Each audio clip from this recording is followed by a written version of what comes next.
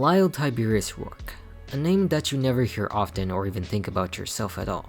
Because when you think about a good villain's name, you always hear their first name like Jafar or Maleficent. And I don't mean to say this for all antagonistic characters, yet how we always float on by without noticing some of the individual movies at play. I spent time debating this fact after already talking about him so many times in the subject of the character when it comes to different definitions, but considering how much I've done it and actually studying him even more as a character, I come to a unique conclusion that this man is probably one of the most effective Disney villains to come out of the 21st century. Rourke is a great example of a class of realistic villains that appear to be well-meaning but twisted to reveal the true nature for the sake of profit against the dying lost civilization, where Atlantis built this fantastic world that I guess people weren't ready for at the time, but now looking back upon it, to become one of the best works they can ever accomplish for the studio. An entry that does more than simple musically inclined films could do, with something that could be pulled off as real. Because I mean, you can't get any more real than becoming Disney's first character that has had a divorce, as mentioned because his wife left after 4 months of marriage. But the major reason to actually cover him for my specific villainous videos has to do with this realistic image,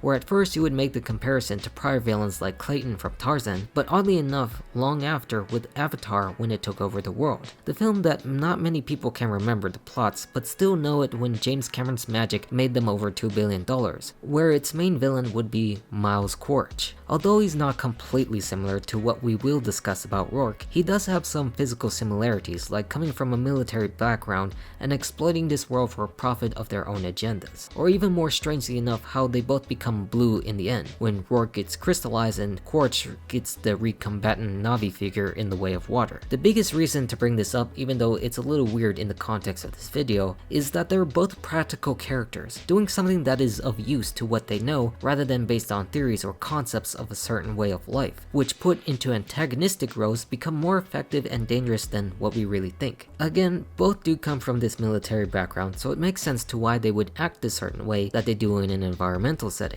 And that's why this video exists, because of similarities that I've seen recently in Avatar's world compared to Atlantis, and the fact that more Avatar films are coming out like Fire and Ash this year of the video's release, continuing such characters or stories that have a whole lot in common about the journey to these new worlds and protecting or destroying it. Like, that's the closest thing you're probably even going to get to a live action Atlantis, since they don't want to do bombs in Disney. So yeah, I do know that they're not that similar, and the characters like Quaritch have much more backstory to go off, with actions and justifications that are still miles different, no pun intended. But how I truly believe that Atlantis has more influence than we actually realize, since it did not impress the first go around. So in terms of a Disney villain like Rourke, he is a figure of practical authority, a pragmatist who sees the tangible goals of places like Atlantis that can be used for a selfish, profitable benefit, rather than the selfless nature of Milo Thatch, who seeks to preserve this hidden world and bring it back for all to share. The question of if you want to save Atlantis, or sell off what is left of it. This starts with the knowledge of who directed this film, being the talented Gary Trousdale and Kirk Wise, who did Beauty and the Beast and Hunchback of Notre Dame, who of course also have villains that I have regarded in the past of being Disney's most realistic or obviously human in the cases of Gaston and Frollo, who show a level of darkness that actually exists in the world. And so will this one, as we will see, where they went with the same case in making Rourke to be not a one-dimensional villain, but just a greedy one in what I just talked about him being shaped as that pragmatist who is not inherently that type of bad, evil, villainous, mustache-twirling maniac, which his design was going to be more strict compared to a lot of other villains in the sense of having a commander with the background of military life, having a lieutenant colonel as a father who died in the Civil War and joined in at 15, gaining skills of true leadership, fighting to the bitter end to achieve his goals. What this backstory builds is something that deserves your respect, an honorable figure you might say that can be legitimately trusted by Milo Thatch to help due to his background where he worked with his grandfather leading the crew to Iceland and finding this shepherd's journal. The stuff that plays a large part into trying to find Atlantis as he introduces himself in the film. Milo, of course, on the other hand, gets rejected by most people in life except the rich Preston Whitmore for the works of Thaddeus, who were friends. That he was also compiling this crew in secret to find Atlantis and set out his assistant Helga Sinclair to recruit him, who also happens to be involved as Rourke's second in command and by extent the secondary antagonist, who happens to be as old as Milo apparently. Her role in the film fits carrying out the commander's orders, who also gets a percentage of his his cut, skilled in combative roles and coordination amongst the crew, and setting out the agenda that contrasts with Milo's. She's also a good match as a villain to talk about because she thinks too practically about situations there, but also has a mind of her own when it comes to the knowledge of why they're all here behind the scenes. Like the entire crew except Milo knows the truth of the heart of Atlantis that he ripped from the journal when Thaddeus didn't notice so he could sell it to the black market eventually. The other frightening knowledge that this film takes place during the onset of World War I in 1914, with the US not involved yet, where business can potentially boom if given to either the Allies or the Central Powers. So this is where we get the knowledge that he's a part of this class of twist villains, in terms of one that he is the best, since he's built from an acceptable, logical standard of a certain desire and stature when he's first introduced to Milo, the no-nonsense leader who commands respect and respects others like those he meets, such as Mr. Thatch himself. We see him also stand as a very tall figure, above Milo's own scrawny figure that demonstrates that he means business, doing what he can to help him out on his journey and maybe even reveal his true intentions. Well, your granddad always believed you couldn't put a price on the pursuit of knowledge. Well, believe me, this will be small change compared to the value of what we're going to learn on this trip. Yes, this should be enriching for all of us. This is the first real clue to his villainous nature that allows you to accept who he will be compared to other stories that don't do a good job in world building and character structure that was seen in the 2010s period. Something that's very subtle yet super effective into understanding Rourke as a villain because he wants to enrich himself, contrasting with Milo Thatch, who considers the wealth of knowledge that Atlantis can uncover, compared to the tangible desire of gold or other resources, the hidden darkness beneath the surface, which is also perfectly demonstrated by the Ulysses descent into the ocean as Milo gets introduced to the rest of the crew, from the previous expedition and some new faces who have joined before the movie's events. Like, what you will come to understand as part of Rourke's effectiveness as a villain is the entire crew itself, as I've said before, in what he talked to them about the heart behind the scenes of Thatch or even Whitmore, and their ability to follow his command to get the job done. Of course, all for the sake of profit. And this start even confirms the villainy of the character because of how some don't actually treat Milo with much respect, lambasting him for sitting on dirt, merging England with France, or overcomplicating things because he's a linguist. I'm also sorry for that poor French dialogue I just said. And I'm not really calling them villains since they work under Rourke and become great friends of Milo later, but how they overall contribute to the image that Rourke is trying to achieve. Because why take someone seriously when they look like a scrawny nerd that they stole lunch money from? Meanwhile, Rourke is still in the background, allowing Milo to explain what they need to do or understand while the Leviathan awakes, where he commands the crew to act and stop the creature, who is an ancient Atlantean device. What you will notice in this scene is that Rourke is the first one to go, the captain that abandons the ship first, which is not true for any good captain, where he's the one to go last instead of first like he did. And unfortunately for all of them, only half of the entire crew survives the attack, 200 now becoming 100, and Rourke just pays his respects, now putting emphasis on Milo's part to guide them through. Looks like all our chances for survival rest with you, Mr. Thatch. You and that little book. Or of course we get the sequence where the crew gives him a hard time to deal with that, still making the viewer sympathize with him more because he's on his own as the weird one of the group compared to the rest, and the fact that they might have bad intentions. Like, they even admit that they're just there for the freaking money rather than his adventurous spirit, and not really caring much for the content of the book, especially with him pointing out the missing page of the heart. It's almost like there's a missing page. Kid, relax. We don't get paid overtime. I know. Sure, they might say it's beyond their pay grade to actually discuss those facts, but you know, we know the truth that they do know because that's why they're here in the first place. But at least for him, he still gets to know their backgrounds and what they want to do with their life, reminding us that they are indeed humans with real relatable goals on this expedition, yet still not learning about the story of Rourke that adds to his hidden agenda. Well, that and a few other crew members who don't share it because we just don't want to know, according to Sweet. Of course, on the other hand, we could point out this scene that shows a more villainous intent than him initially saying he wants to kill Milo for waking everyone up, yet how that's because they were just sleeping and there are killer fireflies burning the tents. I'm gonna kill him. How you can at first just see a man who wants to sleep, but also where his true personas lie amongst the feelings of the crew to Milo and the real agenda who gets separated for them discovering the masked Atlanteans. Like, once you see these films later on after rewatch, you can see that this is the personality of who Rourke really is, who really does not like the Thatches at all. But later on, alongside the rest of the crew, they all get shocked at the discovery of the city of Atlantis itself and the real people who actually inhabit it thousands of years later. In this scene, it's important to highlight Rourke's behavior, where although very minor and subtle, it still continues to play into his villainous nature by the way he starts to treat Milo, pushing him out of the way to state their intent to the Atlanteans and hardly wanting to change course after Helga expresses shock since people still live down here. There were not supposed to be people down here. It changes everything. This changes nothing. Probably not wanting to exploit a group of people who might die, but then later on that doesn't matter because she still goes with it. So that no matter what, he's still dedicated to finding the heart and take it for his own, even if it means that people will die as he speaks out of turn to the king of Atlantis without permission. It's a height of arrogance that knows no bounds for any laws or customs since they want to lay down their will over others. The continued trait of him fighting till the last man wins and never surrendering without a fight, making concessions to the king to just stay and resupply as he actually does know what he's looking for. Just taking one look with his weapons and gear out and immediately assumes that his ultimate goal is for the heart. That unlike Kida, who thinks that they could help them, he sees mercenaries seeking to exploit their sustained nature for their own profitable gain. Mercenary?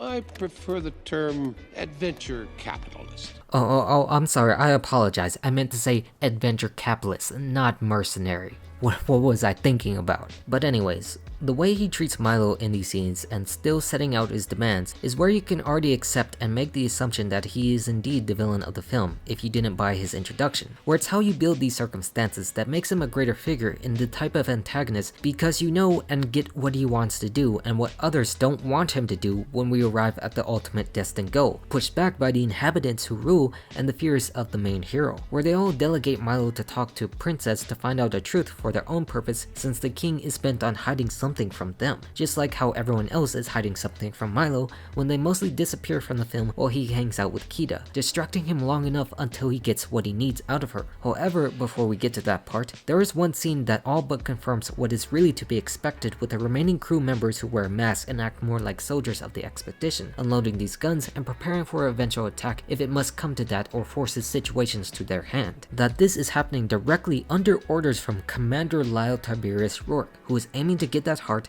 and Milo, who is just unaware of that situation, having fun with Kida about the history and beauty that is Atlantis. That it creates a situation that is so perfectly hidden under Milo's nose that it gets to the moment where he finally realizes what they were here after with the torn pages leading to the heart of Atlantis. And here Rourke revels in the truth, actually wanting to welcome Milo into the club for helping them out, not revealing it until they could trust him to do the right thing to their bidding and the value of their search efforts. He then goes on to explain what exactly he's doing that's great and reminding us of those practical values that he practices. Academics, you never want to get your hands dirty. Think about it. If you gave back every stolen artifact from a museum, you'd be left with an empty building. We're just providing a necessary service to the archaeological community. Not interested. I gotta admit, I'm disappointed. You're an idealist, just like your grandfather. Don't be like him. For once, do the smart thing.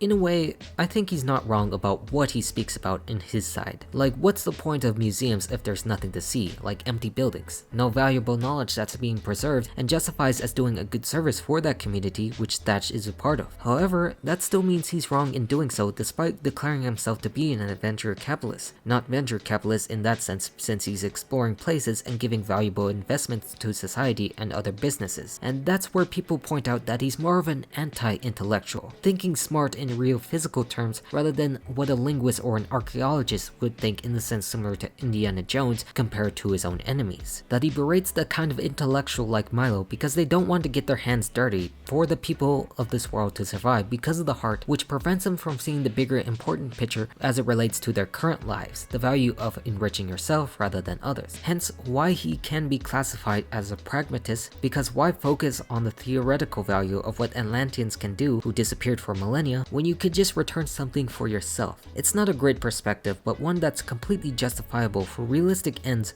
of where Rourke came from, becoming the man who is acting to do the necessary even if it means going against his own crew, who at first we see with guns standing beside him, knowing what they want, but quickly deteriorating by his own actions, going far beyond their own initial agreements. The first example of this is of course Dr. Sweet, who doesn't agree with any of his actions at all as a doctor, as he forces both Kita and the king to be held hostage to give him what he wants, almost going as far to kill him before discovering the secret clue himself. Rourke, this was not part of the plan. Plans change, Doc.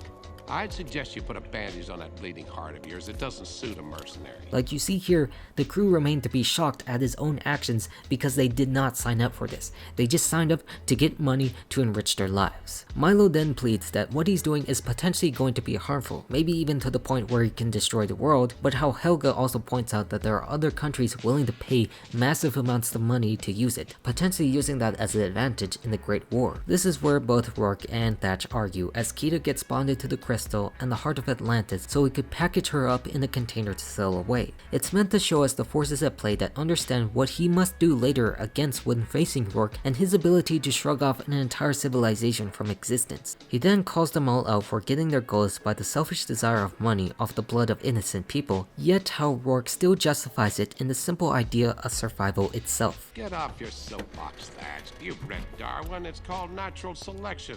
We're just helping it along. You were the man who discovered Atlantis, and now you're part of the exhibit. That he sees things as fitting for their own desires because he can be a part of this lost cause of civilization that history can only remember in books, and quoting Darwin's idea of evolution and a natural selection to simply move on to the next. Something so powerfully delicious for a villain who understands the nature of what they do, and it's why he actually succeeds for the most part as a character that they wanted him to be, and the twists that do work since it was clear from the start. But this brutal treatment, as he's shown to those like Milo punching him down, causes the rest to rethink their decisions and join him because they cannot get involved with what he's doing anymore, harming people he comes across for the sake of enriching their own lives. We're this close to our biggest payday ever, and you pick now of all times to grow a conscience? P.T. Barnum was right. The funny thing about the scene is how he admits that they are all deciding to grow a conscience, which speaks more to his anti-intellectual background that proves that they're more right rather than he is, and how he just doesn't care, saying screw him. The other interesting fact about this scene is how he brought up P.T. Barnum being right, due to a supposedly attributed comment that the man said that there's a sucker born every minute. No evidence actually suggests that he said that, but how it's mainly used by salesmen, scammers, or other shady individuals who prey on the weak to justify their own actions, just like he did to everyone up to this point, knowing that most people tend to have some sort of moral code to keep. It all ties back into the belief of survival of the fittest, and if you don't want to be a part of that, then you could just waste away in the pages of history, with only Helga and the soldiers joining him in to leave. And he solidifies this act by blowing up the entire bridge that, Vinny put explosives under, leaving no way for the rest of them to escape with his overconfident cockiness. I love it when I win. Although he might say that, those words will come back to haunt him since Milo's knowledge led the rest of the crew to awaken the ancient tech and bring the fight back to him and his hubris, which now he has to battle with the rest of the crew once again as their own planes go down one by one, dwindling their numbers while the balloon slowly creeps to the top, which unfortunately these actions would later reawaken the volcano since they use explosives and used to Milo's advantage to get the sneak attack in. This finally reveals his true nature, becoming more irrational and selfish rather than the mostly calm demeanor he's demonstrated throughout the entire film. His treachery extending to every single person like Helga, whom he actually throws off, thinking she could play the game safe with his promises but actually not. Again, if the situation comes to it, he'd do anything to win, discarding anything that can be considered as useless baggage and committing violence no matter who's at play, like even his most trusted loyal soldier is not safe from him throwing overboard. A total complete meltdown of who he is as an insane freak who breaks at the antics of Milo, being more successful than he could ever realize, becoming this axe murderer as Helga tried to destroy the balloon. But unfortunately for him, his focus on Thatch proves to be his downfall, getting part of the crystal shard to use against him and slashing his body, crystallizing him like Kita was as this blue creature, effectively causing him so much pain unimagined, but not killing him just yet until he himself got hit by the blades with his mutated screams, sealing his fate. So in a sense of poetic justice, he finally gets what he deserves and technically what he always wanted, forever crystallized and shattered into pieces like a priceless treasure. A fragile ego who thought he could achieve it all, but doomed just like the civilization he almost tried to destroy. That no matter how good he could appear to be on the surface, his villainous nature was the one to fail him in the end, reminding us the cost of thinking this way and never caring for the unseen elements that actually exist when their resources present a greater value. A perfect character that combats the themes that the movie wants to present, and why it's very important to include it if it wants to work at all. Speaking what I've talked about previously in terms of other movies that half-heartedly or did not involve such things, that they just couldn't work unless somebody was there to combat a certain idea, since that can actually exist. To speak of Lyle is to speak of a desire that certainly anyone can have,